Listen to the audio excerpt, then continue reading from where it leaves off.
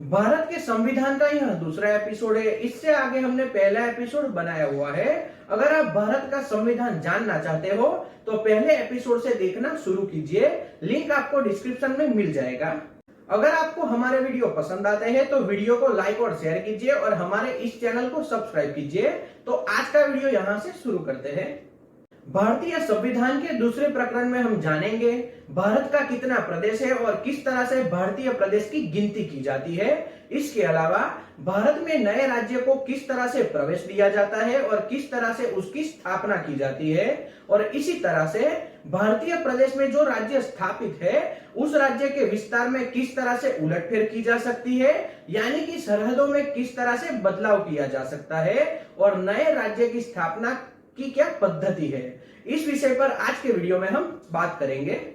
सबसे पहले हम जान लेते हैं भारत एक पूरा देश है और संपूर्ण भारत को एक संघ के रूप में देखा जाता है। इसी तरह से पूरे भारतवर्ष को बनाने के लिए अलग अलग राज्य और केंद्र शासित प्रदेश को मिलाया गया है और एक अखंड भारत का और संपूर्ण भारत का निर्माण किया गया है। जिस तरह से अमेरिका जैसे देश में राज्यों की अलग नागरिकता देखी जाती है, इस तरह से भारत में प्रत्येक राज्य की कोई अलग नागरिकता नहीं देखी जाती, यानी कि पूरे संघ प्रदेश की एक ही नागरिकता गिनी जाती है।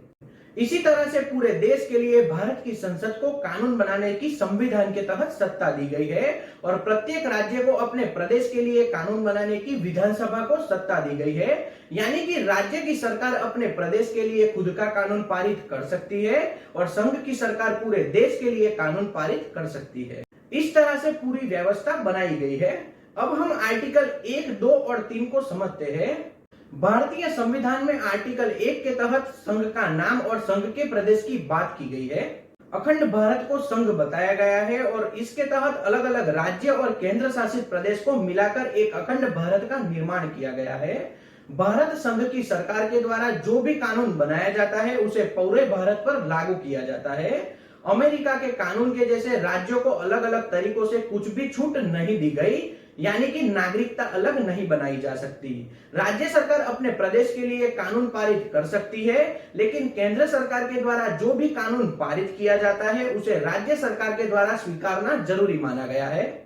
भारत विश्व में जमीन की दृष्टि से 7वां सबसे बड़ा देश है। भारत का जमीनी विस्तार 32,82,782 स्क्वायर किलोमीटर का है। इसी तरह से दूसरे देशों के साथ जुड़ा हुआ सरहदीय विस्तार 15,200 किलोमीटर का है और दरियाई की सीमा 6,100 किलोमीटर की है। यानी इस तरह से भारत को जमीन की दृष्टि से पृथ्वी पर 7वें नंबर पर गिना जाने वाला देश माना जाता है। अलग अलग राज्य और केंद्र शासित प्रदेश को मिलाकर भारतीय प्रदेश का निर्माण किया जाता है और एक अखंड भारत बनाया गया है।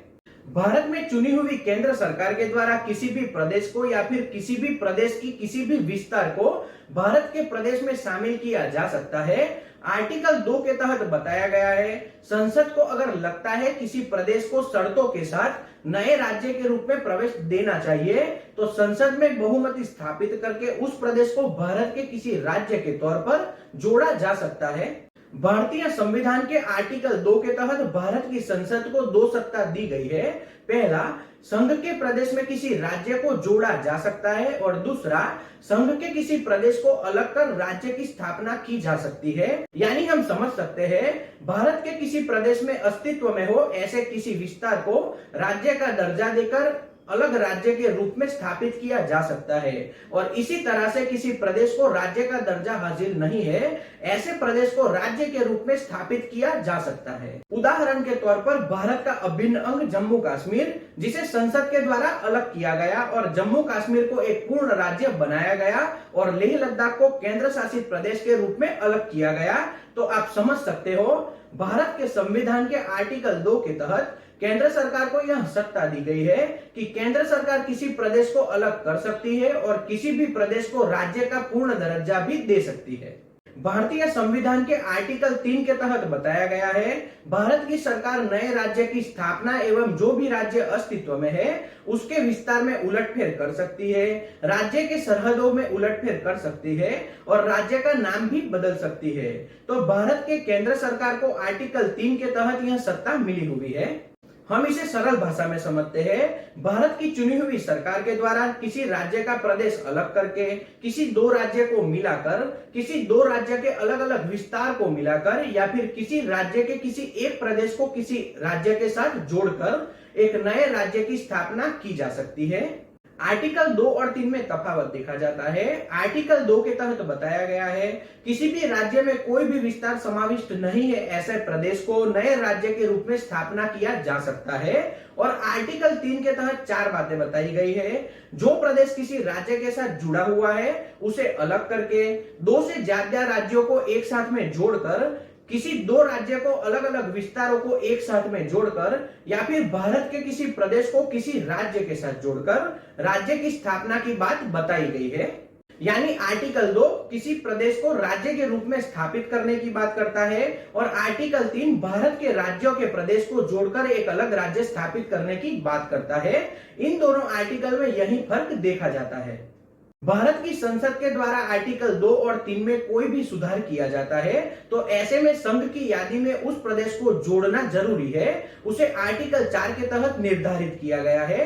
यानी आर्टिकल 2 और 3 में कोई भी सुधार किया जाएगा तो आर्टिकल 4 के तहत संघ की यादी में जो भी उलटफेर की जाती है उसे जोड़ना या सुधारना जरूरी है।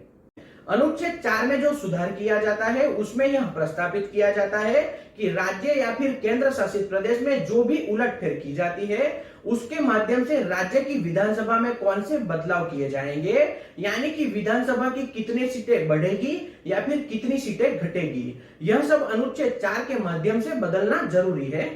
तो मोटे मोटे तौर पर भारतीय संविधान के आर्टिकल 1 से 4 के तहत बताया गया है भारत का प्रदेश कितना है, भारत को दूसरे देशों के साथ जुड़ा हुआ बॉर्डर कितना है, भारत की दरियाई सीमा कितनी है, भारत के प्रदेश में नए राज्य की स्थापना किस तरह से की जाती है, भारत के प्रदेश में राज्य के विस्तारों को किस तरह से बढ़ाया या घटाया जा सकता है और उसमें उलटफेर की जा सकती है, और सबसे जरूरी राज्य की व्यवस्था में जो भी उलटफेर की जाती है उसे यादी में जोड़ना जरूरी है। तो आज का वीडियो यहीं तक रखते हैं। इससे आगे भारत के संविधान से जुड़े एपिसोड लाते रहेंगे। अगर आपको हमारे वीडियो पसंद आते हैं तो वीडियो को लाइक कीजिए, शेयर कीजिए और चैनल को सब्सक्राइब कीजिए। जय हिंद।